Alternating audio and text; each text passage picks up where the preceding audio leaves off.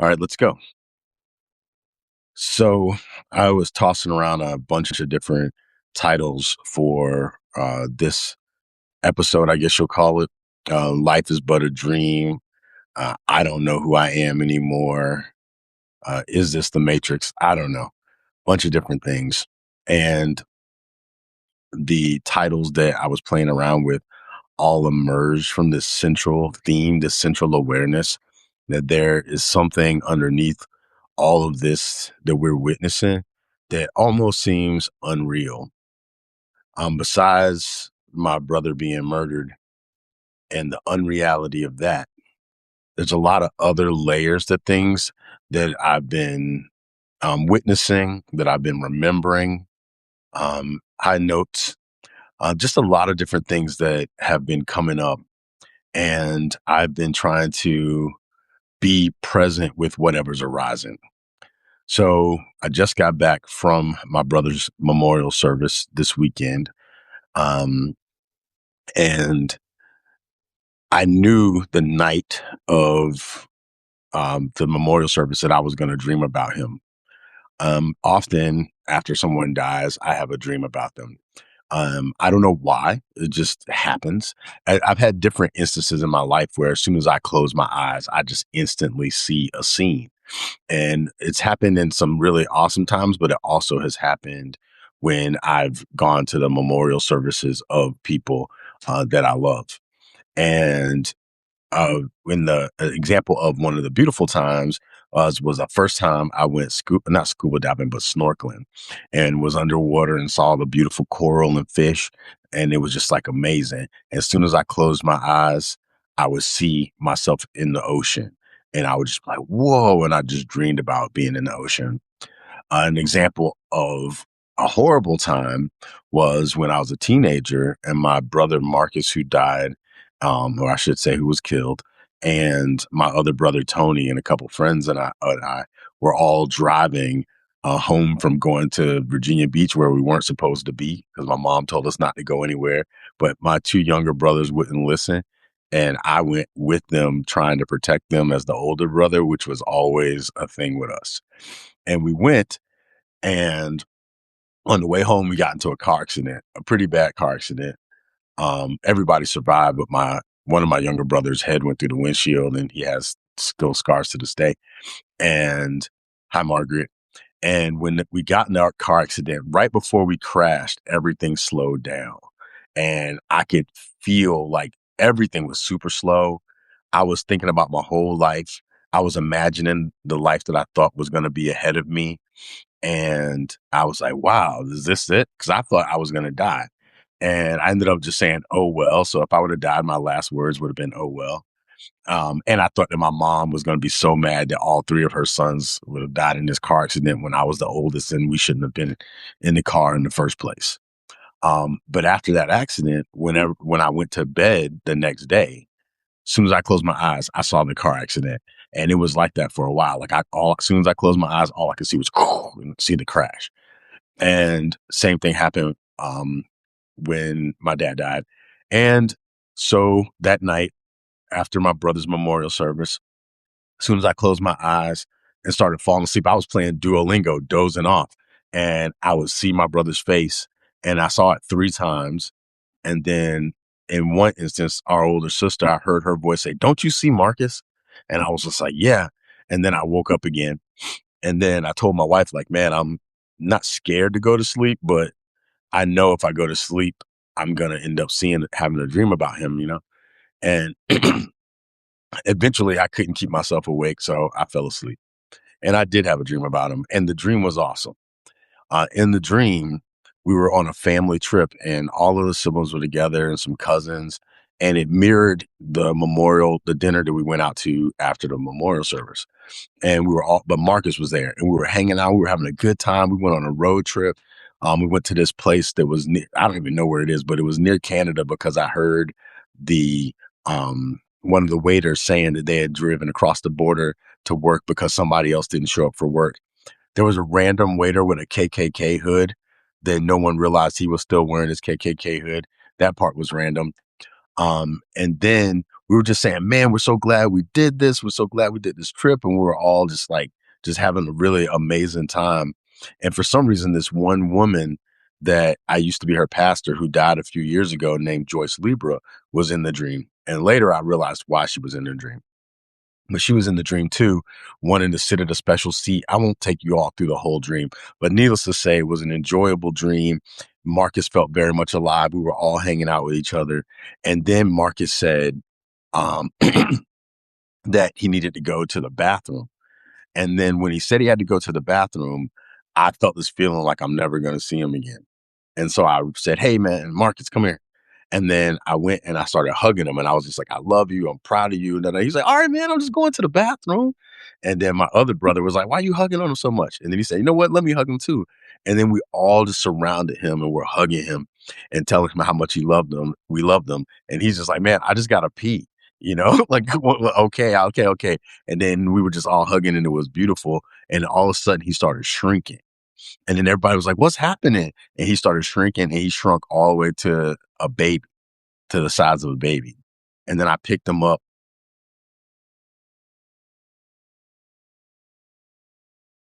Then I picked him up and I was holding him and he could still talk. And he just said, I gotta pee. And I was holding him and everybody was like, what's going on? And I was like, it's okay. Um, and then I knew that was it. One thing I forgot to mention is when he said he was going to go to the bathroom, I actually got a text from his ex in the dream, and the text said Marcus is dead. And then I started writing her text back at like, is he dead, or is it the kind of dead where he's almost dead, but then he keeps coming back to life? But then I noticed that the word dead was in all caps. And that's why I jumped up and hugged him before he went to the bathroom. And then I just went to take him to the bathroom. Then in real life, I had to go to the bathroom and I woke up. But it was so crazy because it felt like that became the last memory we had together. And the brain is a weird thing, right? It could be making all of this stuff up. Even though it felt so real, it could just be a dream. But then there's these things that where it feel like this whole life is a dream. And I don't want to sound like I'm out of my mind. I am in grief, so maybe I am. But there's just so many things. As I shared in the previous video, I got a sign, if you will, where on my television it said uh, Marcus, Lord of the Pond or something like that, Master of the Pond on my television. While in my mind, I kept feeling like he was in the room. And I was like, dude, if you're in the room, you have to make it super obvious. And it was this Japanese koi fish that popped out of the water. And if I had the ability, I would show you all the image. And it just popped up. I'll actually put it in the bottom of this video once it's published. But that popped up. And then after that, the woman that was in my dream was a Japanese professor at CU the only person that was in the dream with my family who didn't belong in the family was this woman who taught Japanese studies at CU, who I did her funeral some years ago. So it was just this very strange thing. And then when I was driving home to the airport and I'm thinking about all this stuff, this license plate drives by and it says Sakura, which is a Japanese word that basically is about how life is ephemeral and that there's impermanence and all these other things. And I was like, what is going on? And there's more to it than that. And so it feels like the dream world and whatever this thing is like overlapping. And that's been a thing with me most of my life. But then there's been times where I just wanted to not be that way. I just want to like not feel things like that. But now I'm so sensitive because of my brother that is just hanging out with me. And I don't know if I'm ever going to be able to turn it off. And I'm starting to feel like that's something that I have to make peace with. That this life, for whatever it is a lot more complex than the linear things that we see and the order that we think things happen in. As I said in the previous video, I told my brother, warned him about this woman that killed him, saying that I thought she would told him in real life that I thought she was capable of something like that, and told him I don't want to hear something happen to you behind this woman. And I saw an image of myself getting stabbed, and that's how she killed him. And a couple of days before he was killed, I mentioned the murders of the Hollywood couple that happened by their son stabbing them. in and I alluded to it in this talk I gave, and talking about the Christmas season. 2 days later, my brother dies the same way, and I'm just it's just a I'm not trying to ramble and get into all those things. What I'm really trying to lean into is like there's something more to this life that is malleable by some forces, and I don't even know what to call it anymore. I could say it's God, I could say it's whatever. I don't even know, honestly. What I do know is that if this life is malleable by the way that we think and the way that we show up and how we are in the world, then that could be a scary thing if we have no control over how we think and we just randomly think whatever and have no mindfulness and no awareness in our emotions. But it also can be a beautiful thing if we are able to project love in all of these things into the moments we're in. And that's something I'm constantly reminding myself right now, because there's so much temptation to hate this woman for killing my brother. But I know that this woman was hurt, and I know that she had problems just like we all do. And obviously, she didn't have a way of managing those problems. And I look at what happened with Renee Nicole Good, and this guy who killed her, he had problems. He was a very weak person, like a very weak person. Then what can you say about him?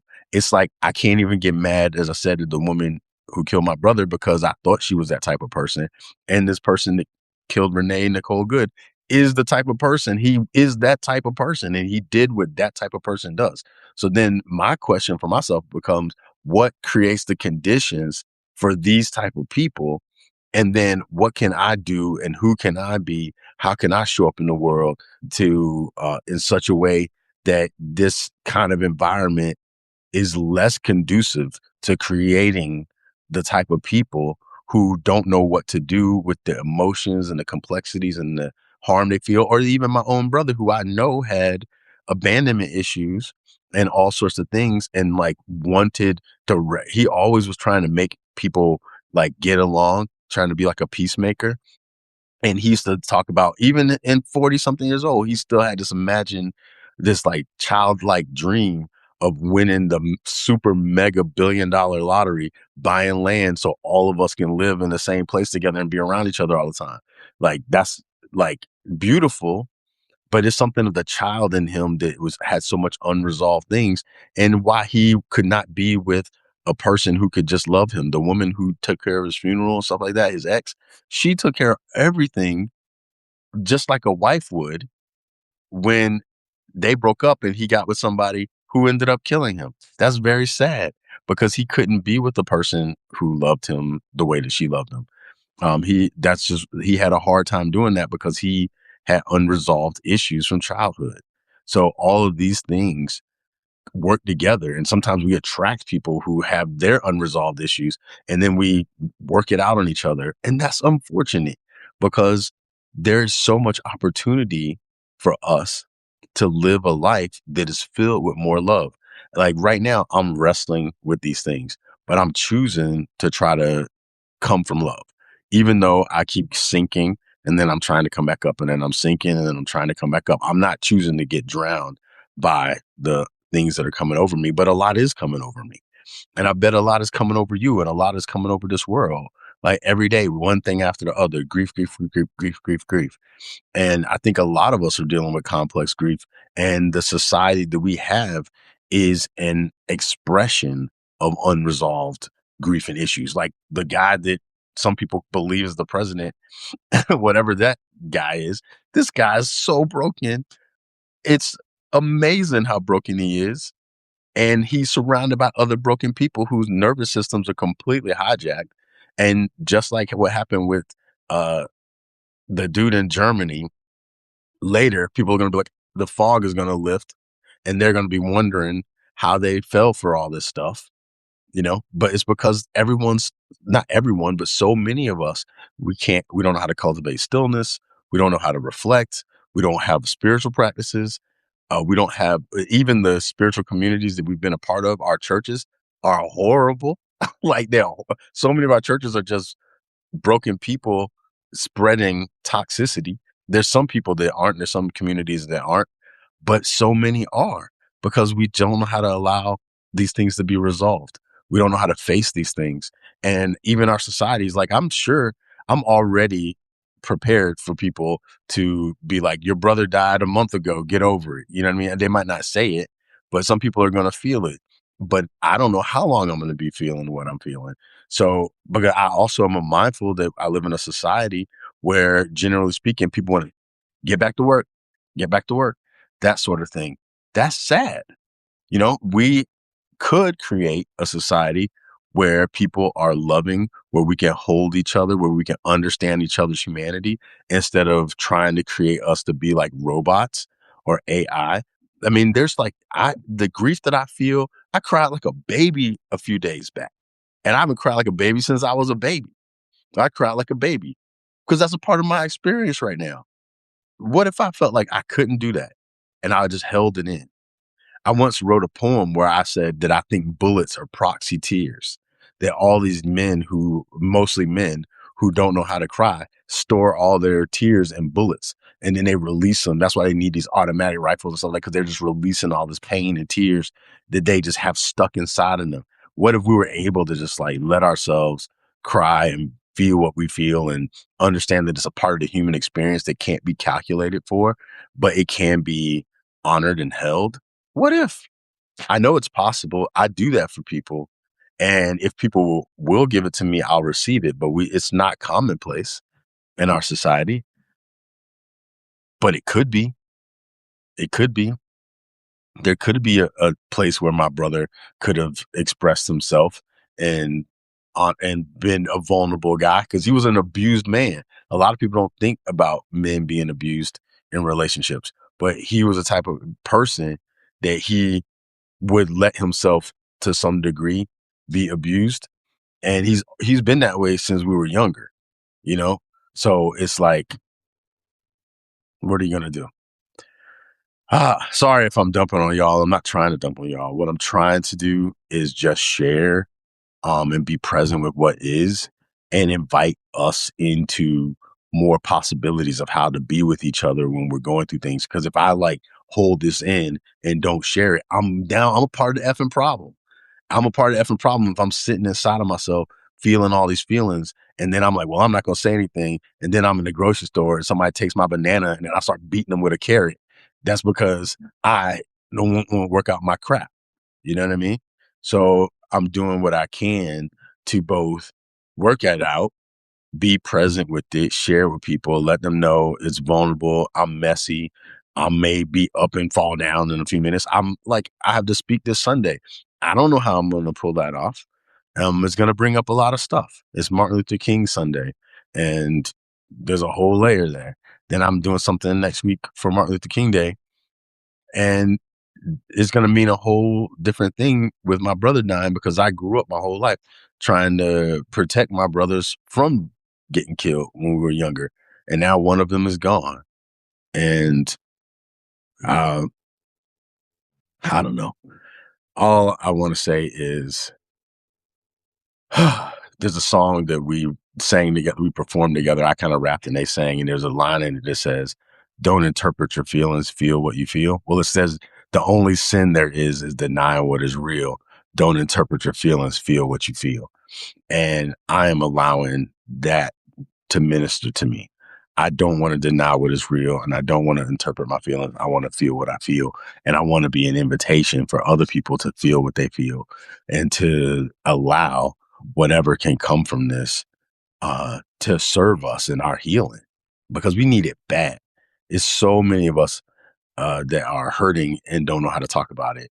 And I have more thoughts on it, but I'm going to leave it where it is right now and just thank you all who are here now and who will emerge later. I'm still working on this piece called The Five Rages of Grief, because I am a person that anger comes up before the other feelings. So I'm working that out. And I'm working on some other pieces, and I intend to finish this book that I've been holding back because honestly, I've been holding back on a lot of my writing because um, I didn't want my family and other people to feel like they had to explain me to other people.